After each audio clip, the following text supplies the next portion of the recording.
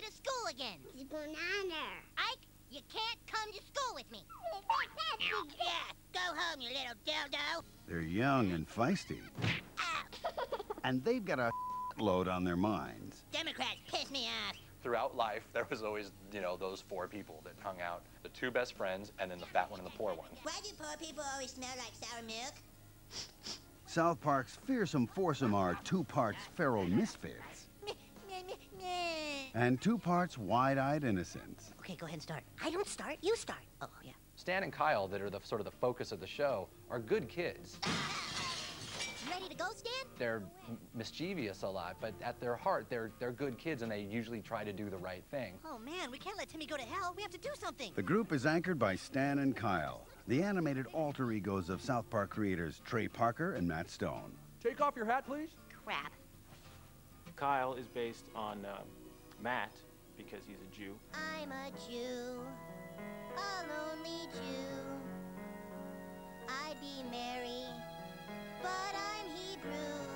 Somebody once said, don't try to be a great man, just be a man. Who said that? You did, Jesus. Stan is based on Trey. He's kind of like the go-getter, the lead of the group. That's good. That's good, dude. Just calm down. Stan is Trey's, sweet side. Hi, Stan.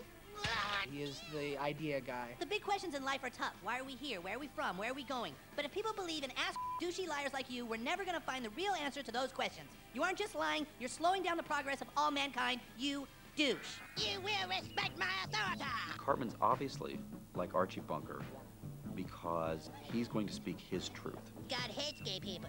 That's why he smote the sodomies in France. We actually had a conversation where it was like, man, it's too bad you can't have an Archie Bunker on TV nowadays. But then we were like, you know, maybe you could if he was 8 years old. I'm not giving $1 to those towel heads. Come on, rice picker. Maybe we're not seeing heaven because one of us is a J-O-O. I mean, as terrible as he is, I think he's enchanting as a character. Woo-hoo! Oh my God! They killed Kenny!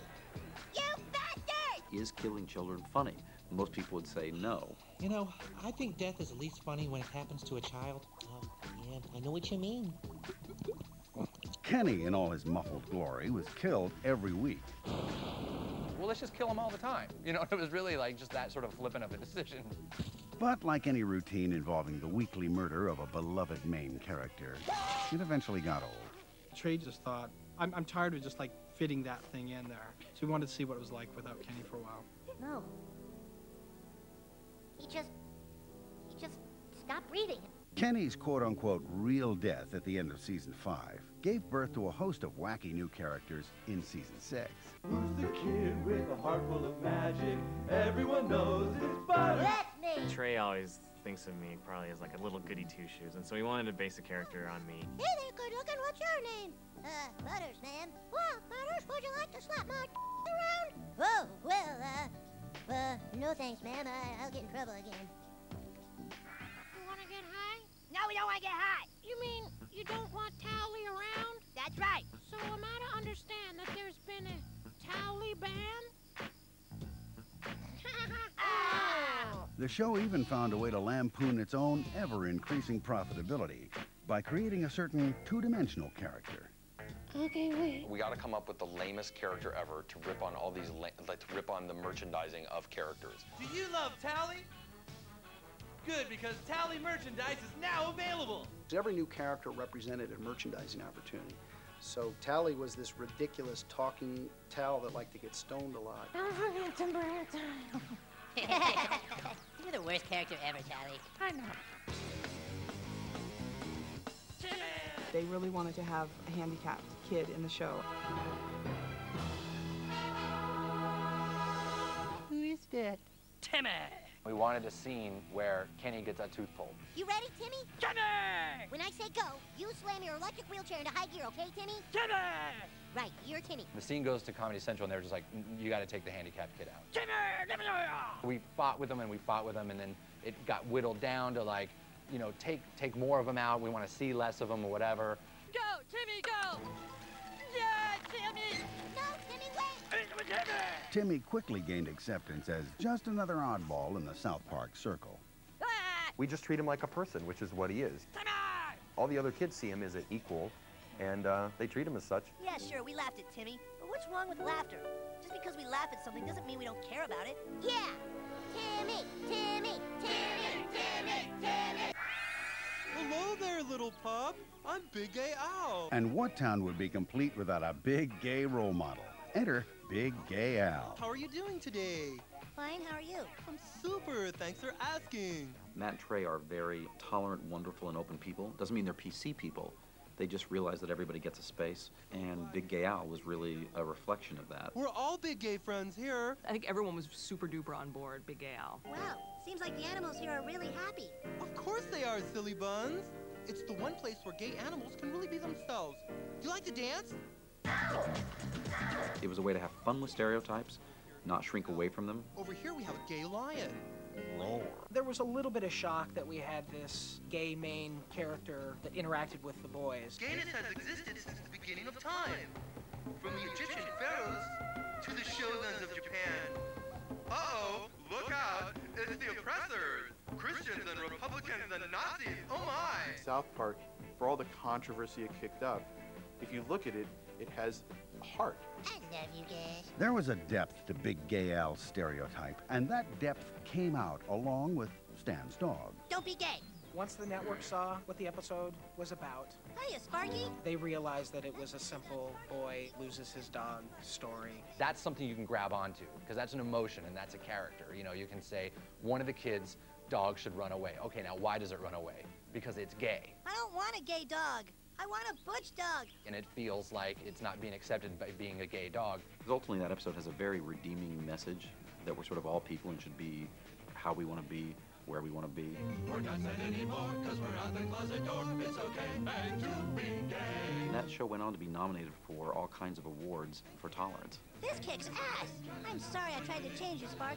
I just didn't understand. These children are in desperate need, and only you Hey, can who's help. that fat chick? Sally Struthers, dude. She used to be on Full House. Oh. As South Park's popularity grew, so did its nerve, and that meant no celebrity was safe. Ladies and gentlemen, TV's Fred Savage. Well, I'm sure a real person will show up soon. We really don't have anything against anybody. What we have things against is the whole idea of celebrity. And now here's your host, Jay Leno. Celebrity's ridiculous. It's just ridiculous. Wow. Wow. If you're a public person, you put yourself out there. Rob Schneider was an animal. Then he was a woman. And now Rob Schneider is a stapler. You basically run the risk of being lampooned or parodied. Born in New Zealand in 64, a hot-headed actor named Russell Crowe. He loves to act, but he loves one thing more: fight round the world. And the good thing about this show is they make it uncool to criticize them. If you get mad, then the joke is really on you. Yeah. Jenny, can I kiss you? No! Yes, oh yes, Ben, kiss me! Ah, damn it. Dude! Just like tacos. Taco-flavored kisses for my Ben. We did a whole show where Cartman makes a little hand puppet based on Jennifer Lopez. Ben and I were up all night making love. What?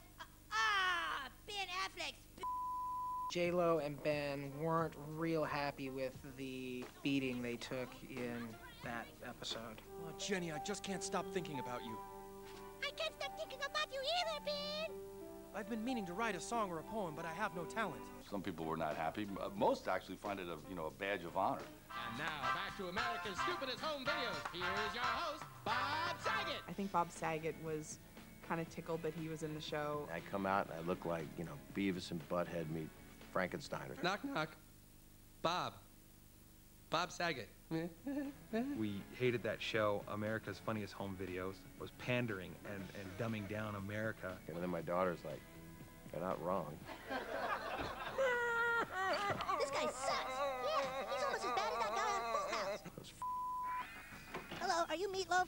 Yeah, what the hell do you want? Some stars were willing to do anything to be part of the fun, even bark like a dog.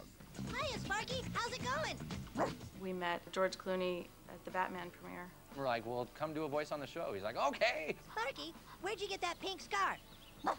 They're not going by Hollywood's rules. Hollywood's rules is, okay, if we get George Clooney, we got to give him a lot of lines. And they said, no, He's a gay dog. Man, that is the gayest dog I have ever seen. I just thought it was funny to get, at the time, like the biggest A-list star in the world, and we're just gonna have him go, Come on, let's go home. The next day, Jerry Seinfeld's agent called and said, "Hey, great news, Jerry Seinfeld wants to be on your show." They wanted him to play a turkey in Thanksgiving, and there was a vast, huge field of turkeys, and they just wanted him to play like turkey number 3. His agent said that's too small, he's not going to play that, so we didn't get Jerry. Wow, those are some pissed off turkeys. George got it, you know what I mean? Jerry Seinfeld's agent did not get it. Coming this summer, it's the classic film that changed America. E.T. the Extraterrestrial, the new redone version for 2002. After mocking every personality under the Hollywood sun, South Park zeroed in on its next target, directors who meddle with their past movies. We believe that films have to be taken away from people like Steven Spielberg and George Lucas because they're insane. Lucas and Spielberg have made like some of the best movies of all time, and like stuff that like we revere and do homages on South Park to. To see them go back and try to do better special effects to the movie is missing the point. We're gonna make it better. The movie's gonna be changed, and that is that. We heard that they talked about doing a special edition of Raiders of the Lost Ark. Change Raiders of the Lost Ark. Why didn't we think of it before? No, no!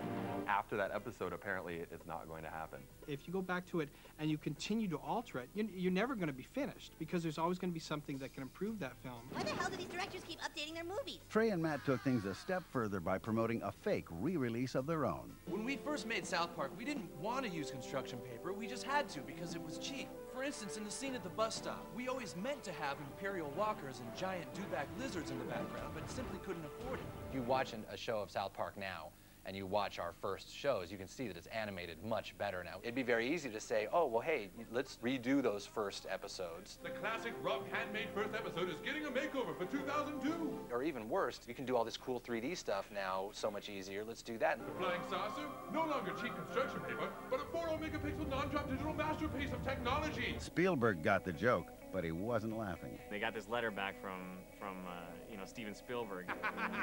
It was like the meanest, nicest letter. Yeah. It was like, I'm so thrilled to be villainized on your show. What a badge of honor. But you could tell it was all with this tone that was like, up yours, up yours, you guys. You, Steven Spielberg, come on, you guys.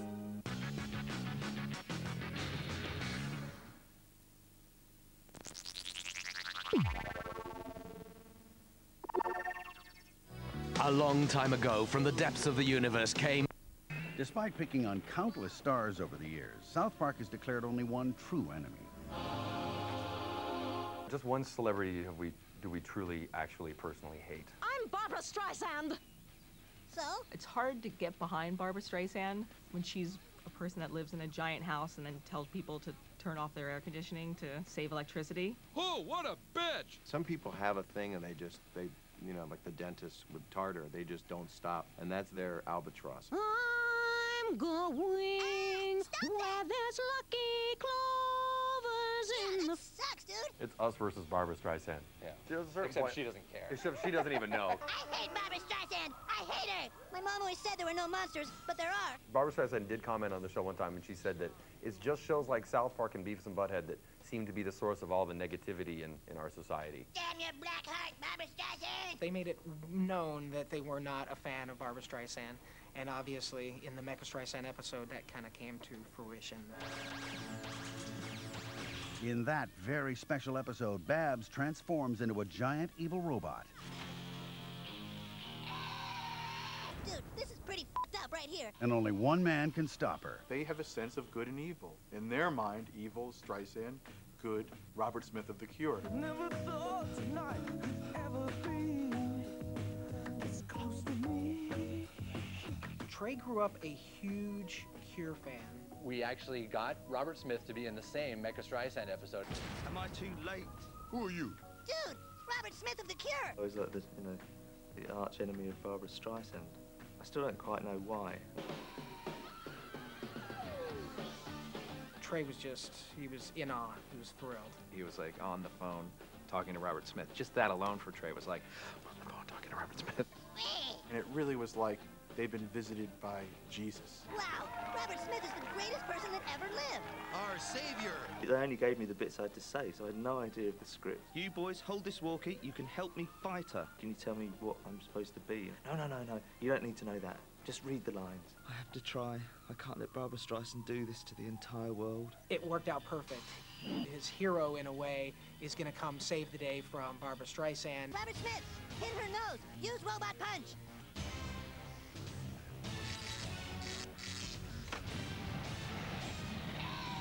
I didn't actually see it until it was broadcast, so it was quite a shock. Goodbye, Robert Smith. Thank you for your help. Visit us again. Disintegration is the best album ever! And the thing about, the Disintegration's the greatest album ever made. That's like my happiest moment.